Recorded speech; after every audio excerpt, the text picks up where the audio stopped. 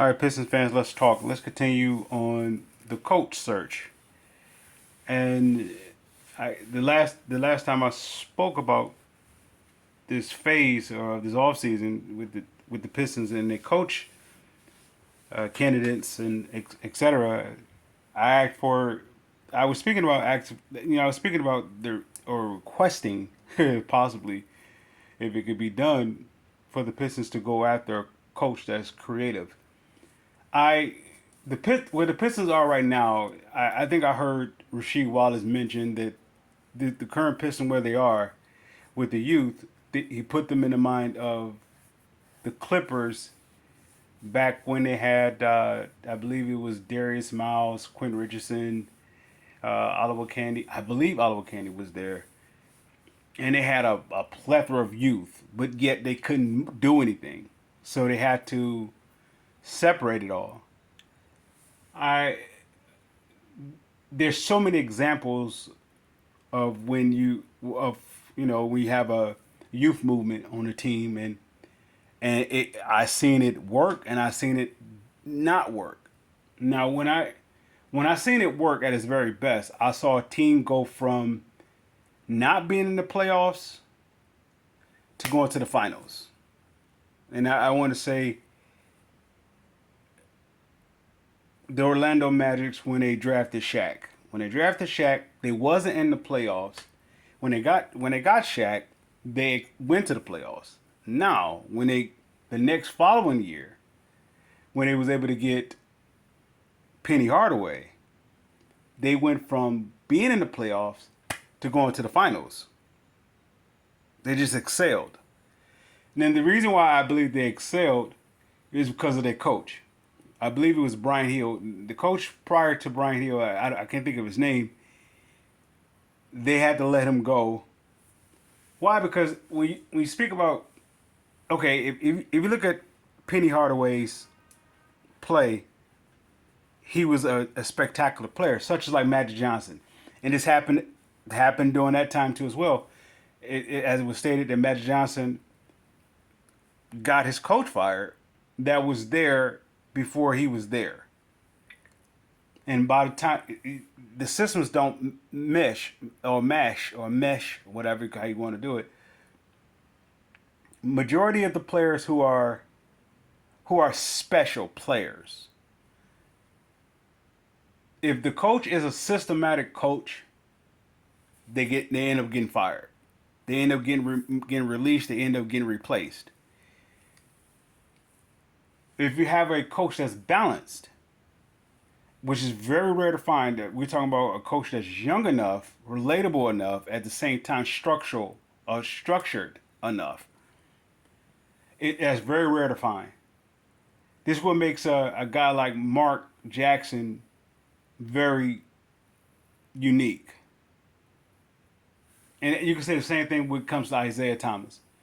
Isaiah Thomas took a youth team in the Indiana Pacers, and they was on the cusp of breaking the East open.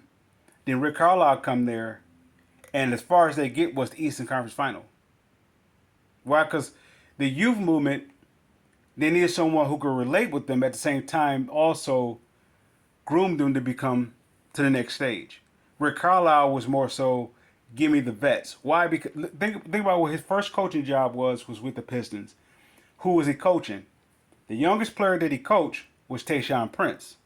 Maybe Darko. No, Darko wasn't there yet. Darko wasn't there yet. I believe it was Rodney White, Tayshaun, Mehmet Okur was like the youngest players that he was coaching. Everybody else was like in their. Even Tayshaun was like 23, 22, 23. So he was very mature for his youth. But Rick Carlisle coached what? 25 on up for the Pistons. So when you get to Indiana, he's coaching like the oldest one there, you can say, is Reggie Miller. Because I believe Rick Smith was gone, and I believe Dale Davis and Antonio Davis, they both were gone. So it's interesting because with the Pistons, if you get a youthful coach, which I believe that's what Troy Weaver was going for, I think Kevin Ollie and the other candidate, he was going for a youthful coach. The reason why is because what happened, if you're doing a rebuild, you have to find somebody that's going to allow the players to expand their potential. Their potential is what gets them drafted. Yet you need someone to expand their potential or to execute their potential, however you want to say it. And Detroit haven't been able to get that yet.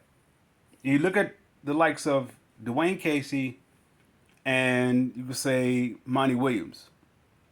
They would have been good for that going to work crew during that time when Flip Saunders was leaving and they passed over the reins to Michael Curry and a few others and Maurice Cheeks. They would have been good during that time. That time. Not now with the youth movement. And it hold it they how can I say it this way? Each of the youth of the core four, all the youth, they took a step back. Going into last off season, everybody had the expectation. Everybody had the expectation that the core four was going to take the next step forward, take the next leap, which they would have if they had the right coach to do so. Am I saying Monty Williams is a bad coach? No, I'm saying it's a bad fit.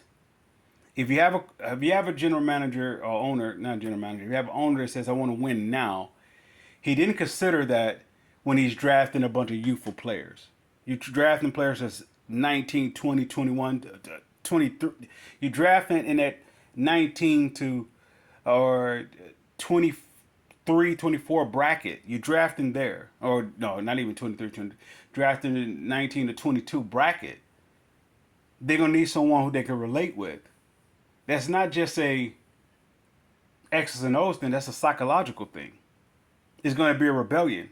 It's going to be I don't want to say get to the point where they have a revolt towards the coach, but actually it happened. The players regressed so much against Monty Williams that they gave up.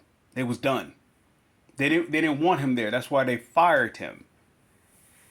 They fired him because the players didn't want to play for him anymore. The same thing why Dwayne Casey was let go. They didn't want to play for him anymore.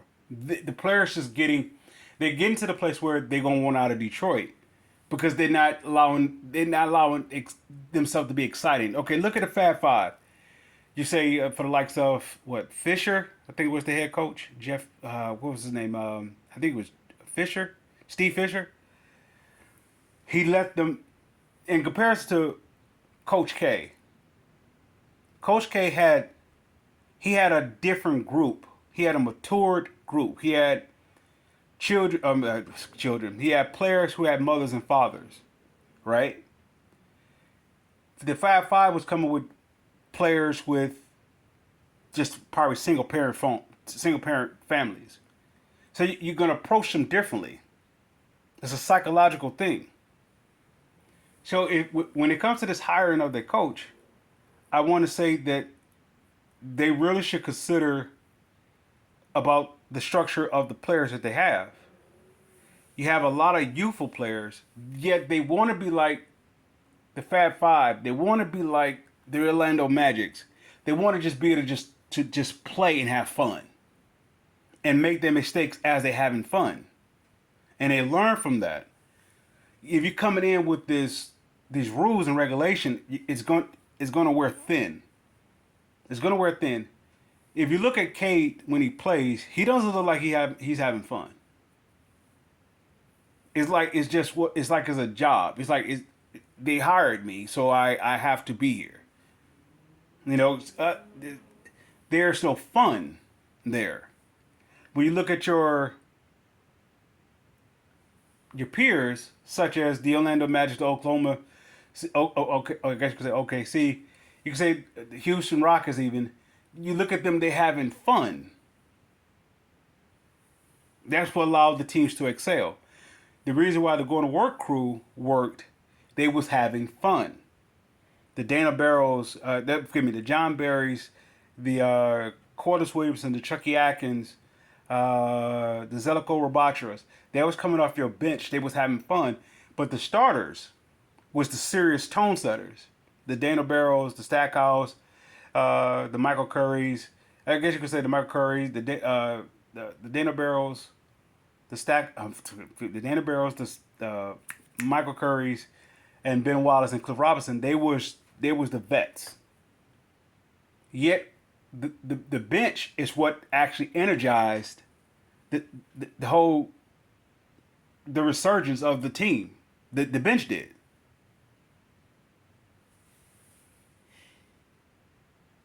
So I look at the self same thing now. You have this humongous opportunity of this youth movement.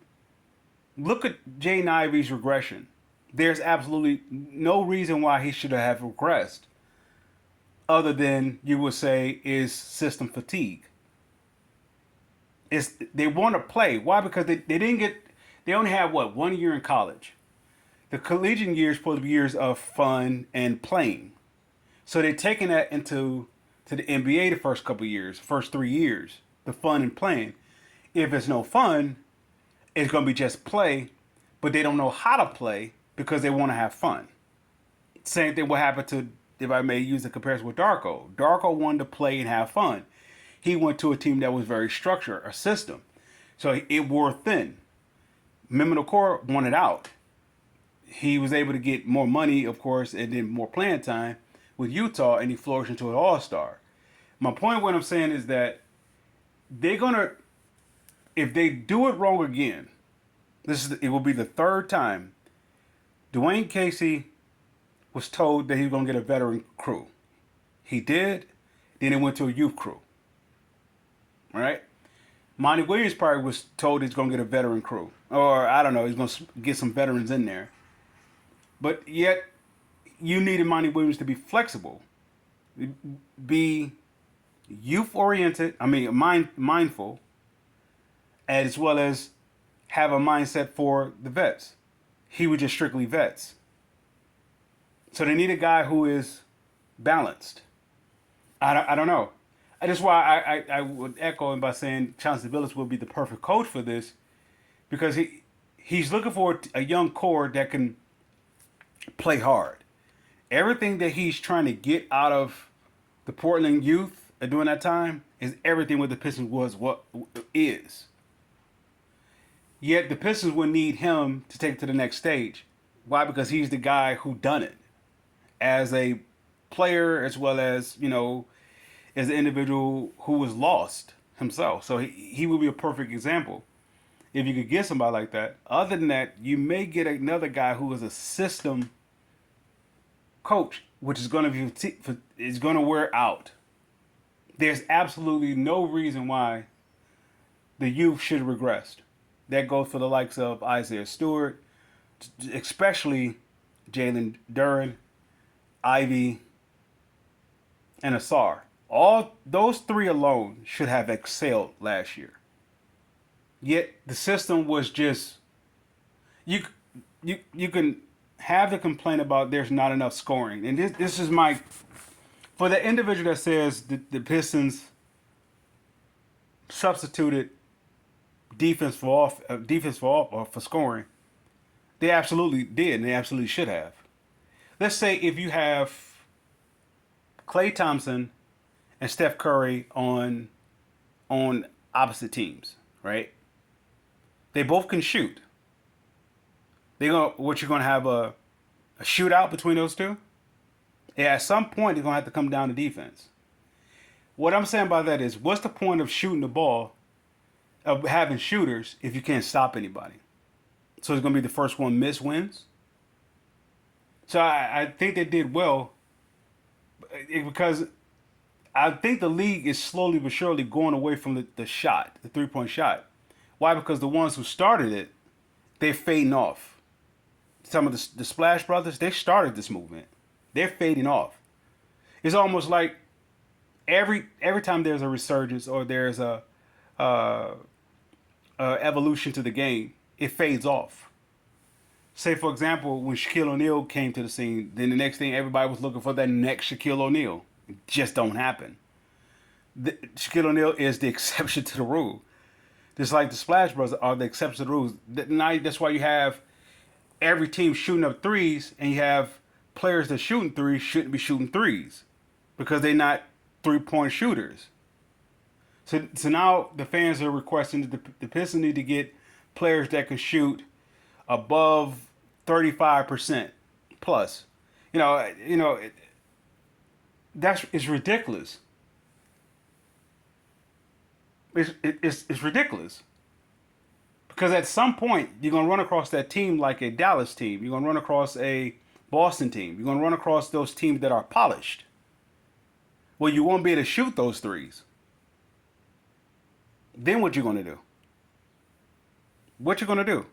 So the fans may say, well, somebody may counter that by saying, well, what's the good of having defense if you can't score? Well, if you can stop somebody, you can score.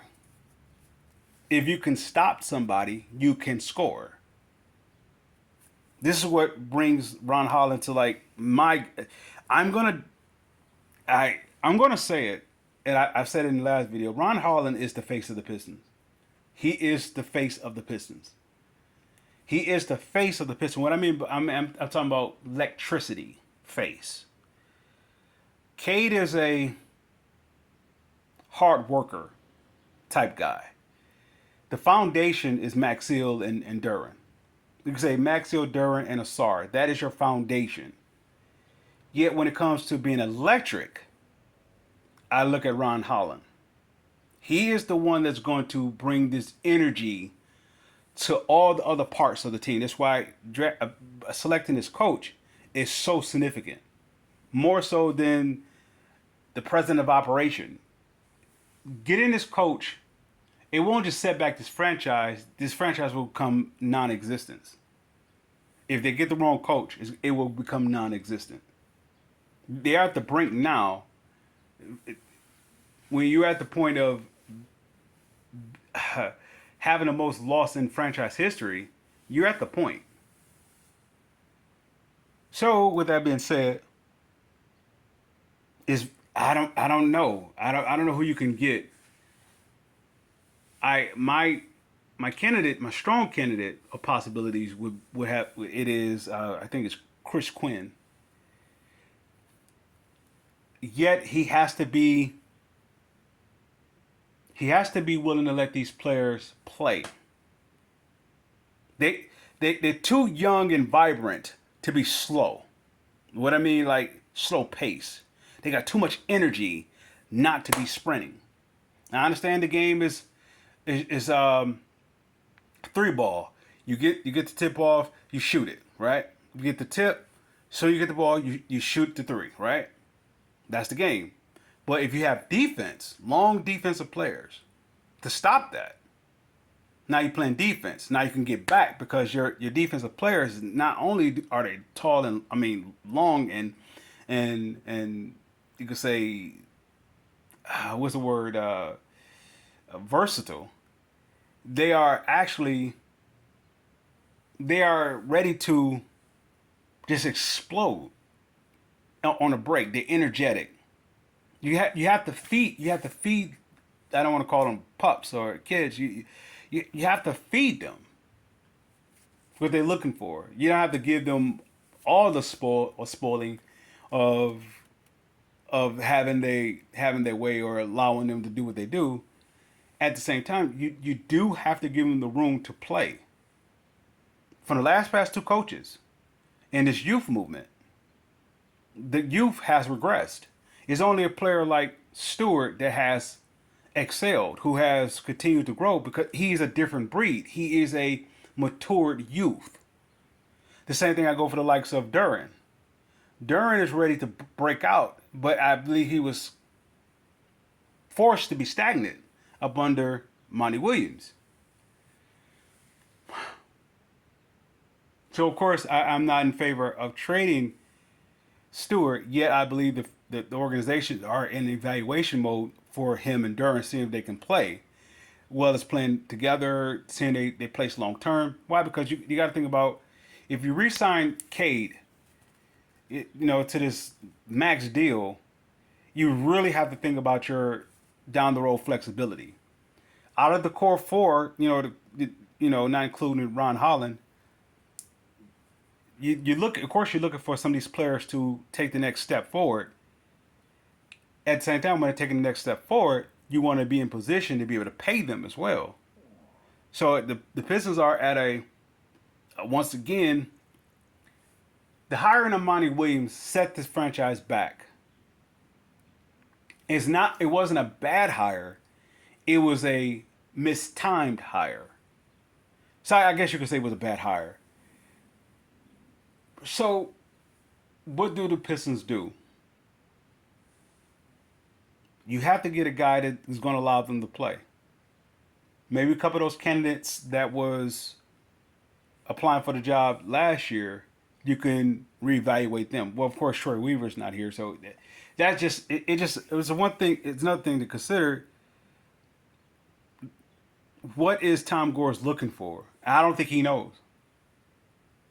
You know, sometimes you can have too much money or too much, you know, I don't know, and it can get the best of you where you don't care, so to speak, and you just do stuff. Yeah, it really depends on what type of coach that he's looking for. With that said, Pistons fans, I salute.